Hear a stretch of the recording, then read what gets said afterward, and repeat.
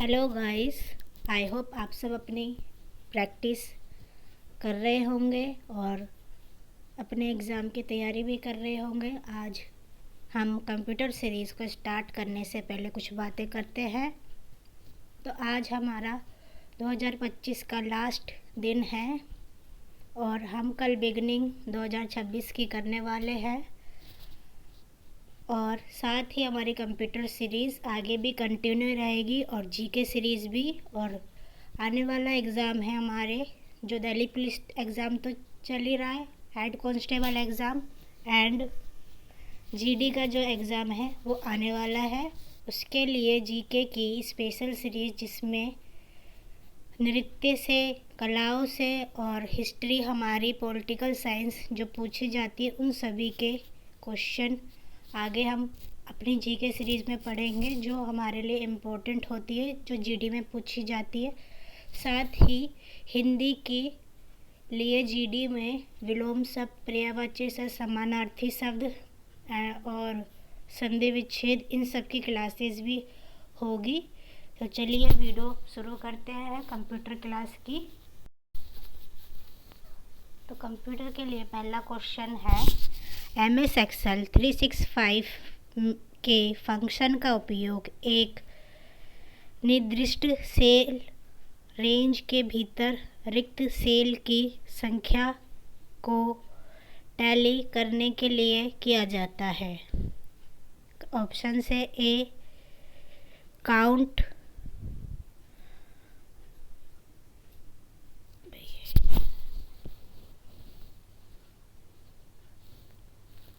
Option B count B, option C count A, option D count blank. तो इसका answer है D count blank.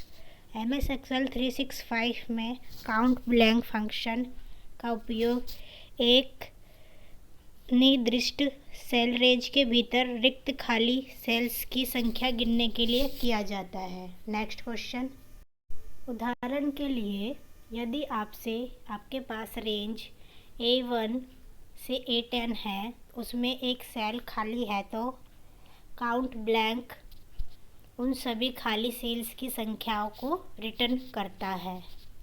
Next question, निम्नलिखित में से कौन सा विकल्प वर्ल्ड वाइड वेब पर एक ऐसा एड्रेस है जिसका उपयोग विश्व विशिष्ट वेब रिसोर्सेज के एक्सेस के लिए किया जाता है और जो किसी रिसोर्स के लिए विशिष्ट पाथ है?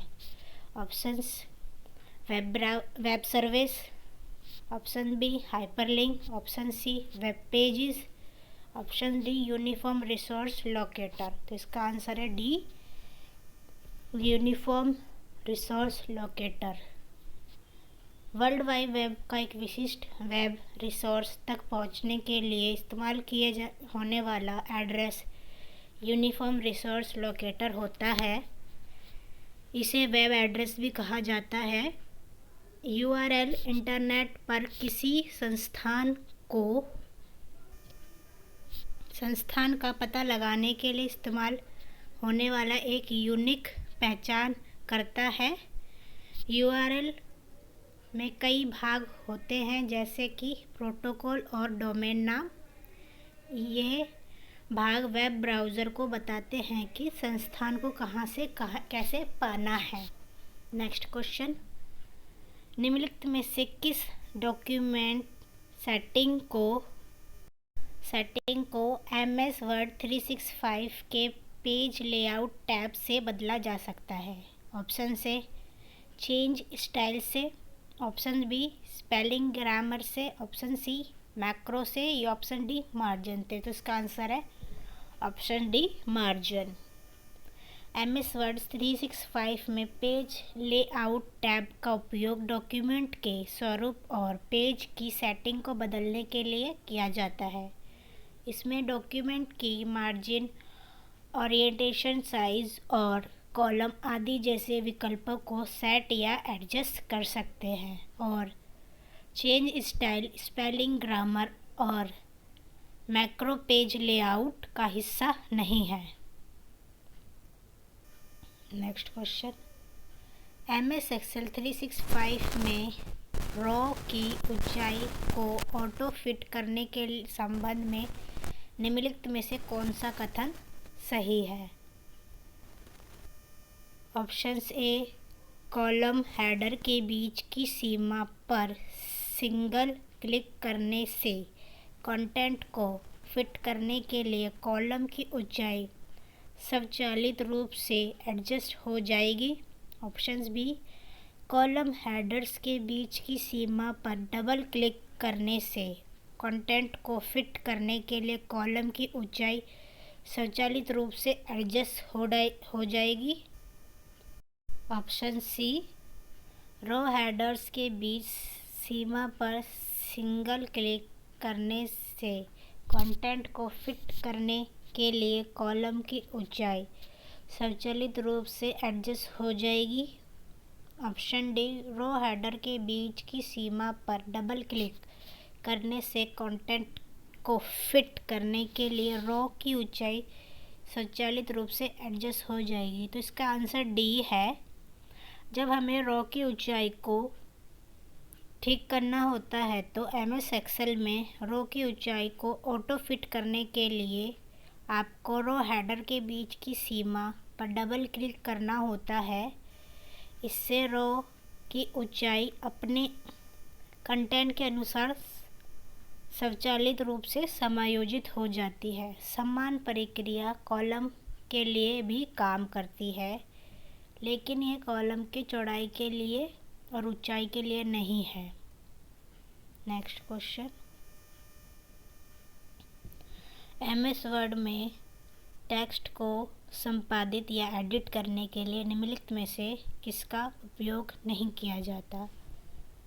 तो ऑप्शन है टेक्स्ट को बोल्ड या इटैलिक करना, making text as bold and italic. Option b, changing font style.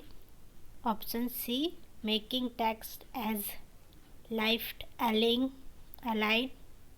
Option d, change font colour. तो इसका आंसर है सी, टेक्स्ट को लेफ्ट अलाइन करना, making text as a left align. MS Excel Word में text को संपादित करने के लिए टेक्स्ट को लेफ्ट अलाइन नहीं किया जाता। एमएस वर्ड में टेक्स्ट को एडिट करने के लिए इन तरीकों का इस्तेमाल किया जाता है। टेक्स्ट को बोल्ड या इटैलिक करना, फॉन्ट स्टाइल बदलना, फॉन्ट कलर बदलना, टेक्स्ट इंस्टॉलमेंट का इस्तेमाल करना, थीरोसिस का इस्तेमाल करना आदि है।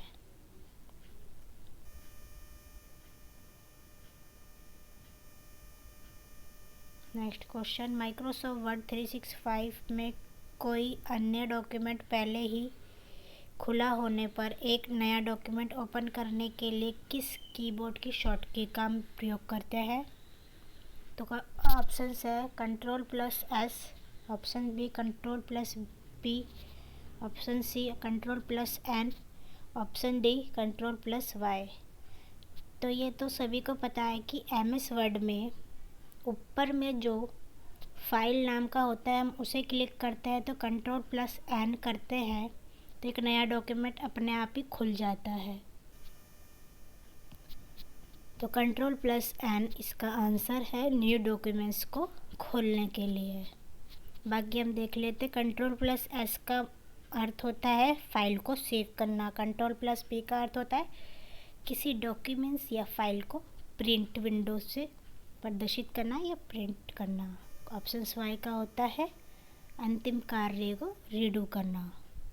नेक्स्ट क्वेश्चन, एमएस वर्ड 365 का निम्नलिखित में से कौन सा टैब आपको पेज सेटअप डायलॉग में पेज आकार को कस्टमाइज करने की सुविधा देता है? पेज आकार को कस्टमाइज करने की सीमा देता है। तो ऑप्शन से edit, option b insert, option c file, option c layout. तो इसका आंसर है डी लेआउट। किसी पेज के सेटअप या कस्टमाइज करने के लिए लेआउट मेन्यू का उपयोग किया जाता है। लेआउट में पेज मार्जिन साइज, ओरिएंटेशन और कॉलम को सेट कर सकते हैं। नेक्स्ट क्वेश्चन, MS वर्ड 365 में डॉक्यूमेंट को प्रिंट करने के लिए निम्नलिखित में से किसका उपयोग किया जाता है?